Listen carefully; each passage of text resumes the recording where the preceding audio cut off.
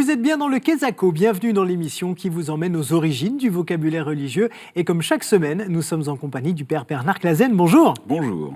Alors, chers amis, aujourd'hui, nous allons faire la lumière sur un mot extrêmement intéressant puisqu'il est à la base de la compréhension que nous avons aujourd'hui de la Bible, c'est exégèse. Alors, on va demander d'abord aux gens dans la rue ce que ça leur évoque, puis on revient dans quelques secondes pour tout vous raconter. Je sais, mais je ne sais plus. Exégèse, alors, qu'est-ce que ça peut dire? C'est qu'on est exilé, il y a le mot exilé dedans, oui, il y a la racine exilé. C'est pas l'inverse de la Genèse, ou l'étude de la Genèse, un truc comme ça.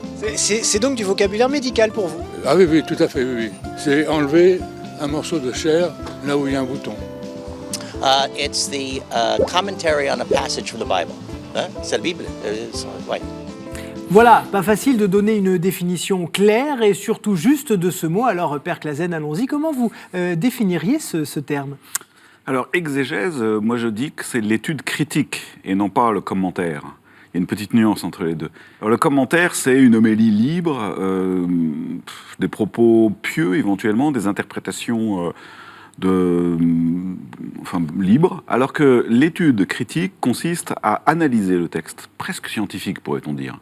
Alors, cette exégèse, elle a commencé très tôt, dès les premiers siècles du christianisme. Oui. Donc, on a retrouvé, en fait, des textes et on a commencé à les décrypter vraiment à la loupe, quoi, presque. C'est ça. Alors, Origène, le premier, au IIIe siècle, un siècle après Saint Jérôme, qui, lui, revient aux langues d'origine, c'est-à-dire l'hébreu, le grec, et il est chargé d'une énorme traduction, et donc il va vouloir remonter à la racine même lexicale, donc avec des vérifications parfaitement rigoureuses, scientifiques on dirait aujourd'hui. Ensuite, ça a continué au Moyen-Âge avec Hugues de Saint-Victor et son rival, qui était un juif de Troyes, Rachi de Troyes, qui lui polémiquait avec les chrétiens en disant « Vous faites trop d'homélie sur les textes, il faut revenir au sens des mots ».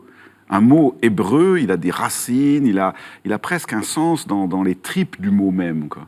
Et donc, c'est revenu très, très fort ce travail d'exégèse sur les mots utilisés dans l'Écriture sainte. Et concrètement, à quoi ça sert ? Ça sert à rentrer le plus profondément possible dans la vérité de la parole avant toute interprétation. Dans l'art d'interpréter, il y a quand même évidemment plusieurs strates. C'est-à-dire, il n'y a pas que l'étude critique qui soit justifiée. Par exemple, il y a des études symboliques, allégoriques, morales, pourquoi pas. Voilà. Et même parfois, on peut tout simplement lire le texte de manière cursive, comme on lit une histoire. Et alors là, on arrive doucement mais sûrement vers la nativité. Et je suppose que les pères de l'Église ont travaillé sur ces textes aussi liés à la naissance de Jésus. Et qu'est-ce qu'il en est ressorti ? Alors quantité de choses. Par exemple, des problèmes de datation. Par exemple, sur la vérité de ce qu'on appelle les rois mages. Dès qu'on fait un petit peu d'exercice critique, on voit qu'ils ne sont pas rois. On ne voit même pas qu'ils soient trois. Voilà, donc, et le texte, en fait, nous apprend bien plus que ce que la greffe populaire a ajouté à l'Écriture sainte. Il y a aussi le débat sur la crèche. Est-ce que c'était une grotte ? Est-ce que c'était une étable ? Et voilà, c'est ça. L'auberge, l'histoire de l'auberge. Pourquoi y avait-il de plus place pour le Christ à l'auberge ?